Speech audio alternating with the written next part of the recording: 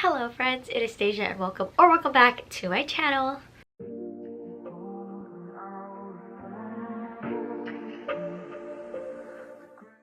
Today is a very exciting video. We will be going over my top 10 reads of 2024. How is the year over? I have no idea, but this is as of like the beginning of December. Will I have any other favorite reads by the end of the year? I'm not sure. Take everything I say here with a grain of salt. So like I said, I have my top 10. They are not in order. The only one is my #1 book of the year, which I know is my #1 book of the year. So that is the only book that actually has like a place. The other 9 could go anywhere. I will like to say, I had a really good reading year quality wise. As of now, for my stats, 27%. 27%. Over a quarter of the books I read, I gave 5 stars. So does that mean I'm easy to please, or that I have now understood my reading taste? I don't know. We're gonna go with the latter. We're gonna say that I understand my reading taste, and that is why 27% were 5 stars. And I will also mention that only 23%, only 23 were 3 stars and under. Yeah, I think I've honed in my reading taste, or I'm easily entertained. I don't know, time will tell. So just wanted to throw that out there. I definitely had a lot of options for 5 stars. As of now, I've read like 90 some odd books, and my goal is 100, which I will reach by the end of the year, but that is where we are at today. So I am going to jump into these books, and I own a few of them, so that's nice. I will save my #1 book of the year for last though, and then for a couple of these I kind of went with, you'll see, we'll see. But yeah, so we will not talk about my #1 book of the year until we get there. So the first book that I will mention is actually House of Earth and Blood by Sarah J Maas, which is Crescent City book #1. I tabbed and annotated this. I was very surprised when reading this book. I wasn't expecting to love it as much as I did. I found it thoroughly entertaining. I really loved the world. I think I was already pretty familiar with Sarah J Maas and her writing because I have read all of the ACOTAR series. So I really enjoyed this one. I'm not a really big fantasy girl, but love this. I feel like I was able to take my time. The pacing was great. The story and the action were very well balanced. And yeah, I am still currently reading book 2. I don't want to talk about it, but this definitely made it on my favorites of the year. I think this is the only fantasy that made it on my favorites of the year, but that's okay. Maybe next year I will be more into fantasy, but this is this. If you do not know what this is about, neither do I. So basically this book follows a girl named Bryce, and she is living her best life. She parties, she does her job, she does whatever she needs to do until a demon kills her best friend. So her best friend is now dead. She doesn't know what to do. In her grief, she realizes that she needs to avenge her best friend's death, and there goes that. She goes on an adventure to figure out what is actually going on and who is holding secrets. Along the way, she bumps into Hunt, who is an enslaved archangel, and he also has a purpose. So they team together and go and digging into the hierarchy, I guess, and finding out who is telling the truth, who's keeping secrets, and what actually happened with Bryce's best friend and her death. I'm not sure if I would do like a synopsis for every single book because your girl does not have that great of memory, but we would try. So the next book I will talk about is called Louder Than Hunger.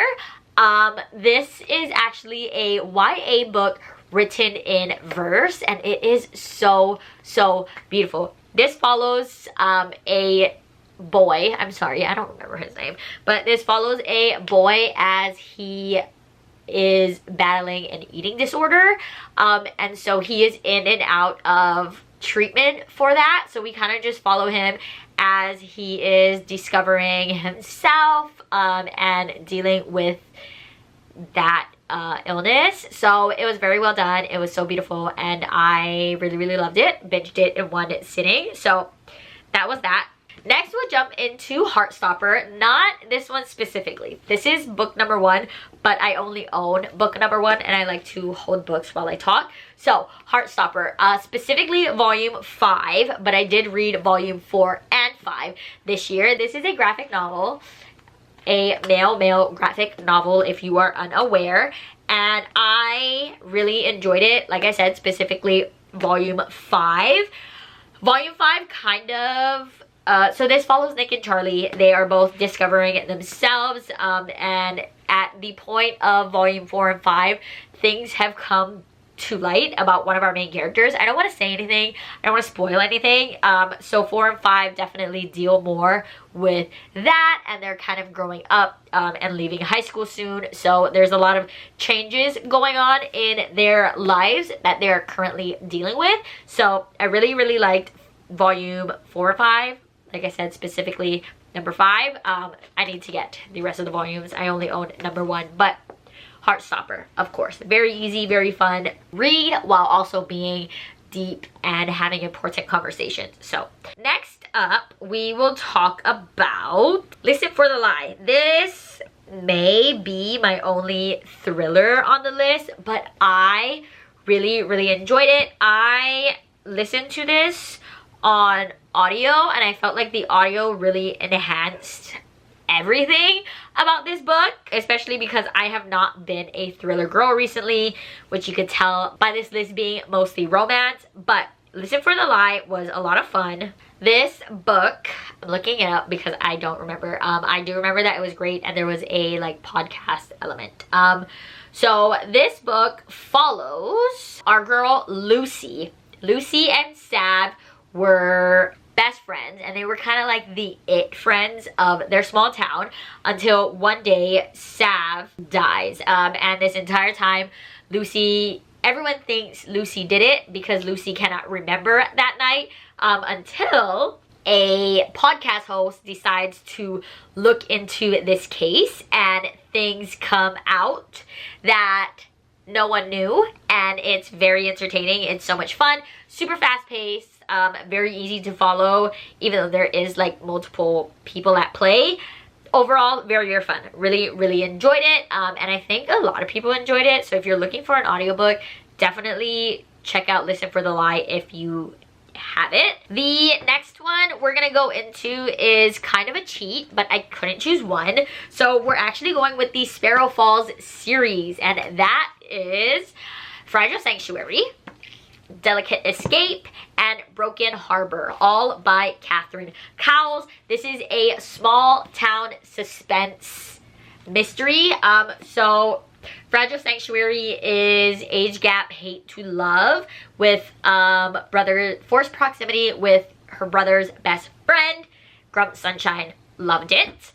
And then Delicate Escape is a woman on the run with a roommates to lover, and he falls first. And while he is a cinnamon roll hero, golden retriever vibes, it is also don't touch her. Touch her and you will be in trouble. And then the most recent one, Broken Harbor, is a single mom, also woman on the run, with a hockey. Forced proximity.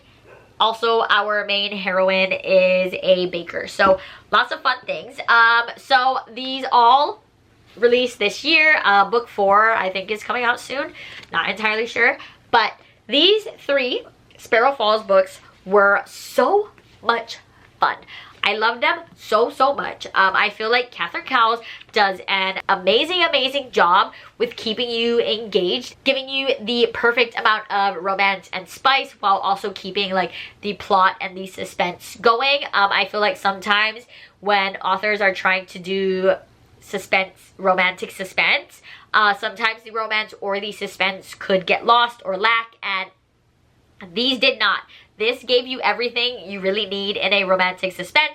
The suspense is there, the heroes are there, the heroines are strong, so much story, it's so much to root for. you just get so connected to these characters, and I feel like since I read them all this year and they're all like small town, I feel like building on the small town and you see like the couples in different scenarios just helped so much. But Sparrow Falls, amazing. I loved it. Book 4 is coming out, I think, in early 2025, but if you haven't read it and you like romantic suspense, do it. Please do it. I cannot pick a favorite out of the 3, so don't make me. I just love the series as a whole. Immaculate. Next, we will go for False Start by Candy Steiner. This is another sports romance, and this is a second chance romance between Kyle and Natalie. So Natalie is a single mom. She has had some issues with her son's father, and they just decided, you know, she is trying to live on her own. It's great. I love it. And then Kyle is a rookie tight end in Seattle, and Kyle is looking for a house. He applies to go to a showing at a house, and Maddie did not know. So when she shows up and she sees Kyle, they obviously have a past and they need to get through that. So they were high school sweethearts, and then a lot happened, and now it was great. I really loved it. Kyle was really great for Madeline, and then Madeline with Sebastian, which is her son, was also a great aspect to the story. Kyle and Sebastian also beautiful. Love that. And then this one, I felt like there was also a nice balance with exploring their past while also seeing them in the present timeline. Sometimes I know some people don't like second chance romance because they don't fully understand like the trying again or what happened in the past, but I felt like their backstory was amazing, and I loved it, and it was great, and it was beautiful. All right, so that is 6. We have 4 more to go. 3 more books, and then my favorite of the years. We are going to jump into Magnolia Falls by Laura Pavlov. This is book 1. Don't yell at me. I haven't read it. So we are actually going to be talking about book 4 and 5 today that made it onto my favorites list. So that is Beating Heart and Finding Haze. These all take place in the small town of Magnolia Falls. I only own the first book, but it's fine. So Beating Heart is a single dad and next door neighbor who is also his son's pediatrician. This follows Nash and Emerson, and then Cutler, which is Nash's son. So Emerson just moves to town. She takes this pediatrician job to kind of start over and go like a slower pace of life, moving to Magnolia Falls. Nash is a single dad widow. Since he lost Cutler's mom, he's kind of been on edge. It's only been them two for as long as people can remember. He is not big on dating. He doesn't want to do anything. His son is definitely his priority. When Emerson comes into town and takes over for Cutler's current pediatrician, Nash is not happy because Nash doesn't like change, and he's like, I have no problems with his current pediatrician, so I don't want to change. So Emerson and Nash already get off to a bad start, and Nash is like, it's no offense to you, I just don't want anything to change in my life. So that's kind of where we're at, but I really loved it. The openness that Emerson was able to get out of Nash was amazing. Emerson's connection with Cutler was amazing. Cutler is honestly such a great character. I also feel like in this book specifically, Beating Heart, there was a lot of like community. Obviously with Laura Pavlov, she's amazing with small town and like big families, but I feel like people understanding Nash and rallying around him with Cutler, and then how open they were with Emerson was just so well done. So there was that, and then book number 5 was Finding Haze, and this is a second chance romance between Haze and Savannah. So Haze and Savannah were very best friends. They never had a romantic relationship when they were younger, but they were best friends for basically their entire life. one day, Savannah up and moves and never comes back, essentially, until someone who she loves passes away. So she needs to come back to Magnolia Falls for 1, the funeral, and 2, he actually left her an inheritance. But in order for her to get this inheritance, she needs to get hitched. So in comes Hayes, who seemingly doesn't like her because he doesn't understand why she just left him. He was going through a really hard time at that point and she just disappeared. He didn't get any answers, but Savannah did what she thought was best for her. So she comes back however many years later and they're trying to repatch that while also having this arranged marriage to help Savannah. I loved Hayes. I loved Savannah. I feel like their backstory was amazingly well done. I understood both characters and both of their intentions. Hayes is just amazing. I really loved Hayes as a main character. The way he loved Savannah, supported her even when she wanted to hate him was just so well done. We were back in Magnolia Falls, so I got to see some previous couples. I also got to see the family aspect again, and I always love revisiting the same family or small town. So that was also really, really fun. 5 stars, obviously, on my favorites list. Next, we have Tame the Heart by Ava Hunter. This was also great. I read this one earlier in the year, so that's fine. But anyway, so this follows our 2 main characters, Charlie and Ruby. Ruby has a heart condition that has already taken both her mother and her aunt. So because of this, her brother and her father are very protective of her. She is kind of tired of that shelter life. So she does something on her bucket list, which is to do a road trip.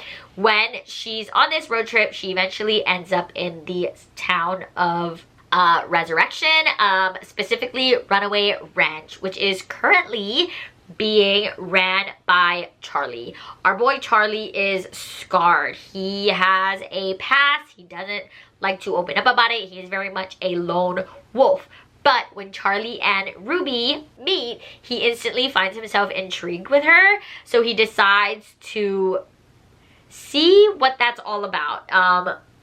And eventually he starts to open up and she starts to open up and there's just fun time. This book had a lot of emotions, especially with Charlie opening up and then Ruby dealing with her illness. It was just great. But the way that Charlie cared for Ruby and Ruby became like that light for Charlie, it was just so great. I really, really loved it.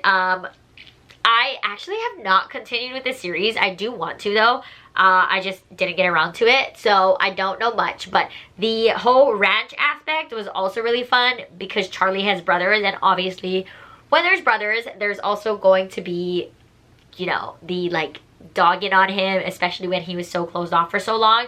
But overall, very, very fun time. One more book before my favorite of the year, and for that I chose Haunted Ever After by Jen DeLuca. Really, really enjoyed this one. This follows Cassie and Nick. So Cassie buys this house on the coast of in the town of Boneyard Grove, mainly because she wants a change of pace. She buys it, doesn't know any history about the town, doesn't know anything about the house specifically, but when she gets there, weird things start happening to the point where she can't even charge her laptop. So she has to go to the coffee shop in this small town where she meets Nick, the owner of said coffee shop. She talks to Nick and he's like, oh wow, you bought that house that nobody wants to live in. And she's like, yeah. And he goes, oh well, you know, it's haunted. And she's like, yeah, I get it. She thinks it's all like fanfare. She thinks that they're just kind of revving it up for tourists, but Nick is like, actually no, this is very legit and you should not take it as a joke. But I will help you. Nick is not a big dater. He doesn't do all of that. But he is determined to help Cassie figure out what's wrong with her house while also convincing her that it's not just for tourists. So Cassie and Nick go on this adventure to figure out what's wrong with Cassie's house why things are not working and all of this stuff. But in the midst of all of that, obviously Cassie and Nick are forming a connection, and overall really loved it. I thought it was so fun. It was actually a very quick read, very easy to read, and I am looking forward to going back to this small town. And yeah, very nice. So those were 9 books, and now we're going to talk about my number 1 of the year. It's very hard to narrow down my number 1 of the year, but since I read this book, I cannot stop thinking about it. I love it so much, and I want everyone to read it. And that is The Last Letter by Rebecca Yarros. So I don't want to say too much about this book, mainly because I knew nothing about it going in. And since I didn't know anything, I didn't have any sort of like expectations, but loved it. It was immaculate. It was gorgeous. This book is so sad. It literally made me sob my eyes out, and I wasn't expecting it. I will tell you guys a little bit about the book. So this follows Beckett and Ella. Ella meets Beckett through her brother, because her brother is stationed with Beckett like overseas in like a war zone, and Ryan, her brother, thought that Beckett needed a pen pal. So Ella starts writing to Beckett, whose call name is Chaos, so that's the only, like, she just knows him as Chaos. He doesn't tell her his real name. And then something happens that brings Beckett to Ella's small town. Ella is a single mom of 2 twins, and she is barely keeping her head above water, but that's all I'll say. That's all I'll say, because it's so good. I don't know what I was expecting going into this. I'm very like hit or miss with my military romance, but this one was just so beautiful. It is a military romance, but I feel like there's a lot more than just the military, I guess. And I really loved it. I just thought it was beautiful. It was gorgeous. I sobbed. It's so sad. And I don't know what else to say, because I don't want to give anything away. But if you have not read it, please read it. Since finishing this, I did buy The Things We Leave Unfinished, which I've not read yet, but is on my 2025 TBR. But this is just so good. I felt like the writing was amazing. This put me in like a 5-month slump or something like that. Some points were a little bit slow moving, but I feel like the payoff was there. It was just so well done, and I can't say anything besides read it. Please read it. Don't read the synopsis. Don't read reviews. Don't read anything about the book. Just read it knowing nothing. Please. I have gotten 3 people to read this book, and they all loved it. They all gave it 5 stars, and they all cried. So please, if you've not read it and you love to cry, please read it. It's so great. Anyways, one more time for the tabs. I have nothing to say. Yes, it is my number 1 of the year, but there's nothing that I can tell you guys, because I want you to go in blind. I went in blind, and it made even like the first 5 chapters jaw-dropping, but if you read the synopsis, it would not be as impactful, I believe. But anyways, that is that. Favorite of the year amongst 9 other books that I really loved in 2024. 2024, like I said, was a great reading year for me. I'm expecting and hoping for great things in 2025 as well. But that is all from me. Please feel free to share any and all of your favorite books from 2024. I love discovering new books, and I'm looking forward to all the favorites videos and seeing if we match up. If I loved any books that you read this year, and you enjoyed or you didn't enjoy, feel free to share. We respect all opinions here. But that is all from me for today. So I hope you enjoyed, and I'll see you in the next one. Bye!